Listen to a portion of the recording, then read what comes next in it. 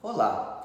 Em algum momento você já se pegou numa situação de ter algum sintoma e não saber que médico procurar, ou um neurologista, ou um neurocirurgião, ou até mesmo um psiquiatra? Essa é uma dúvida muito comum que eu encontro no consultório e, mais uma vez, estamos aqui para poder ajudar.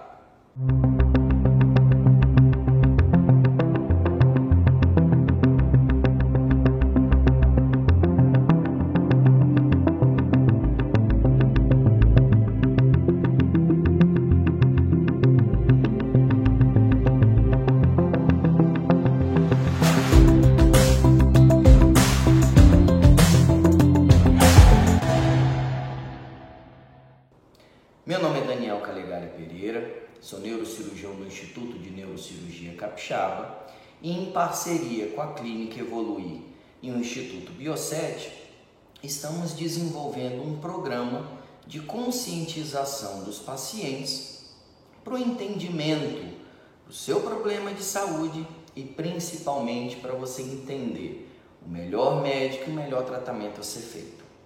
Então vamos lá.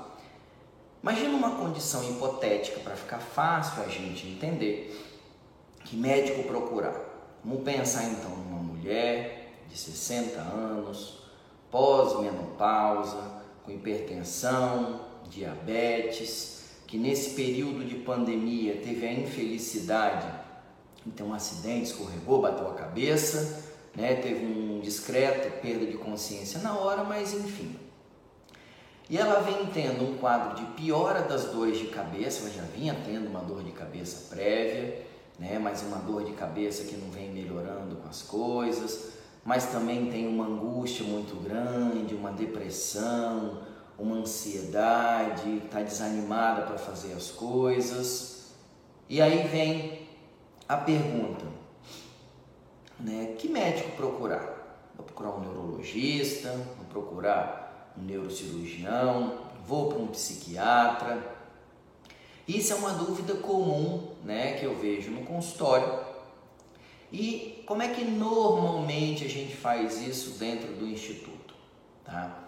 Então, uma paciente hoje que tem uma queixa, ela vem com um contexto inteiro de problemas que eu preciso primeiramente separar três estruturas. Então, hoje quando a gente pega uma queixa dessa, eu tenho que lembrar de três engrenagens. Eu tenho uma questão orgânica corporal, uma questão orgânica cerebral e uma engrenagem da parte mental e comportamental.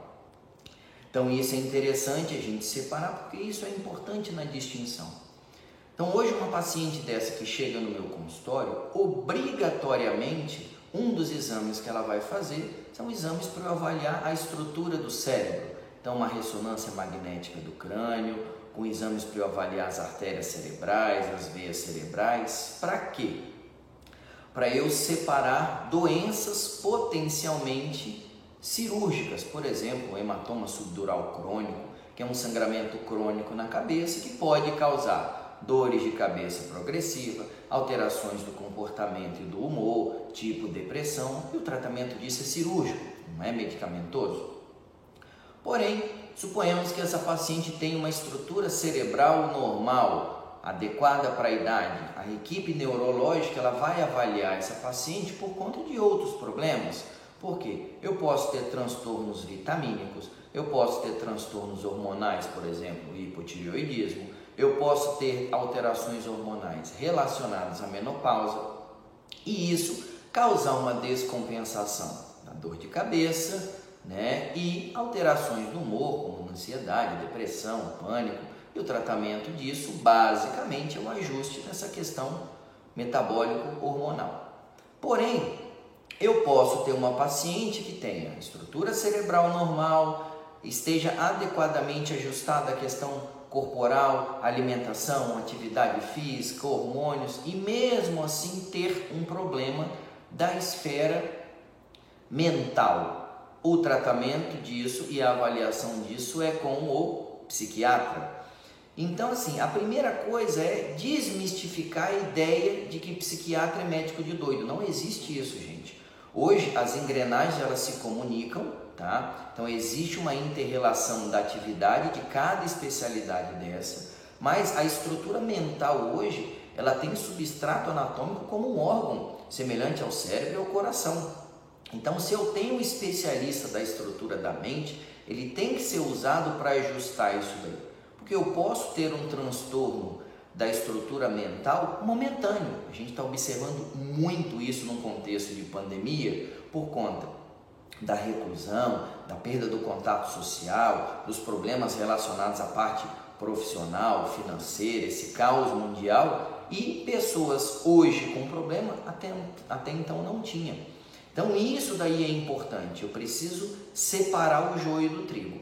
Agora, uma sugestão para os amigos de profissão da área da neurociências é o seguinte: eu já vi pacientes acompanhados com psiquiatras durante muito tempo, que o tratamento não resolvia, trocava-se de remédio e sequer tinha sido pedido um exame de imagem. Às vezes era, por exemplo, um hematoma subdural crônico, como eu usei no exemplo, ou um amigo neurologista que começou um tratamento clínico empírico, uma crise de enxaqueca, e era uma alteração metabólica hormonal. Então a ideia hoje é racionalizar o problema para a gente tentar, primeiro, conhecer da doença, segundo, otimizar o tratamento para usar o mínimo de remédio possível e o máximo de efetividade no tratamento. Então a ideia é você ter uma equipe multidisciplinar que se conversa, é fundamental isso, porque não sendo um problema, por exemplo, neurocirúrgico, eu vou conseguir encaminhar para o neurologista de confiança para manter o manejo disso daí, a equipe vai conseguir encaminhar para o psiquiatra de confiança para manter o manejo disso daí, porque muitas vezes essa equipe médica vai precisar da terapia com psicólogo, vai precisar de nutricionista, às vezes vai precisar de fisioterapeuta, às vezes vai precisar de um outro médico como um nutrólogo ou endocrinologista. Então a equipe precisa se conversar, tá? Para quê? Para poder aumentar a efetividade no tratamento.